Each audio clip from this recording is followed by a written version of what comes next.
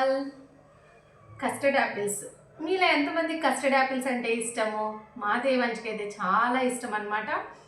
2-3 ఇచ్చేసినా ఒకేసారి తినేస్తాడు. దీనికి కూడా ఒక స్టోరీ ఉందండి. ఏంటంటే నేను ప్రెగ్నెన్సీలో ఉన్నప్పుడు కస్టర్డ్ యాపిల్ సీడ్ మింగేశాను అనమాట.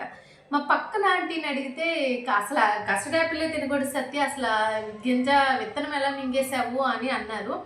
ఇంకా ప్రెగ్నెన్సీ టైంలో ఏదన్నా అయితే టెన్షనే కదా, ఇంకా అప్పుడు హాస్పిటల్కి ఫోన్ చేసేసామన్నమాట.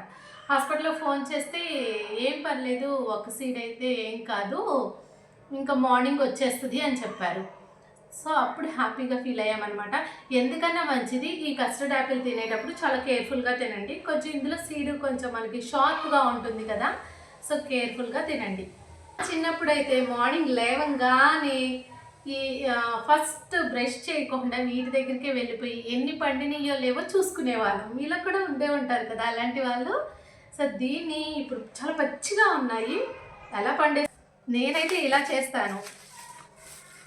ఒక పేపర్ తీసేసుకొని న్యూస్ పేపర్ తీసేసుకున్న తర్వాత ఇంకా కొన్ని చాలా ఎక్కువ ఉన్నాయి అనుకోండి, ఒకే దాంట్లో పెట్టకుండా ఇంకా ఒక 5 ఒక దాంట్లో, ఇంకో 5 ఒక దాంట్లో అలా పెట్టేసుకుని దీన్ని రైస్లో అయినా పెట్టుకోవచ్చు, ఎక్కడన్నా వామ్గా ఉంటుంది కదా కొంచెం హీట్గా కబోర్డ్స్లో అలా పెట్టుకున్నా సరిపోతుంది. కానీ పేపర్లో చుట్టుకోవచ్చు, లేకపోతే కార్డ్బోర్డ్స్ ఉంటాయి కదా, మనం ఏదైనా పార్సిల్ వచ్చినప్పుడు కార్డ్బోర్డ్స్ బాక్సెస్ ఉంటాయి కదా అండి, ఆ బాక్సెస్లో పేర్చుకొనైనా పైన కొంచెం పేపర్ వేసి అలా పెట్టుకున్న ఆ వేడికి పండిపోతాయి అన్నమాట.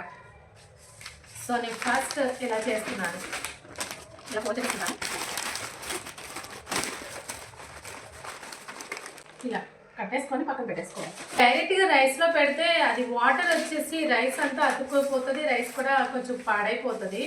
సో అందుకని డైరెక్ట్గా రైస్లో పెట్టకుండా ఇలా న్యూస్ పేపర్లో కట్టి పెడితే మనకి బాగుంటుంది.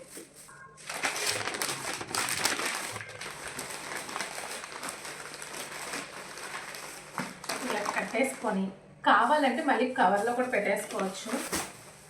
ఇలా కొంచెం వేడిగా ఉండేలాగా చూసుకోవాలి, అంతే, అంతకుమించి ఏం లేదు. సో ఇలా ప్యాక్ చేసేసుకొని దీన్ని ఏ రైస్ బ్యాగ్లో కానీ కబోర్డ్స్లో కానీ పెట్టేసుకుంటే అవి చక్కగా పండిపోతాయి అన్నమాట.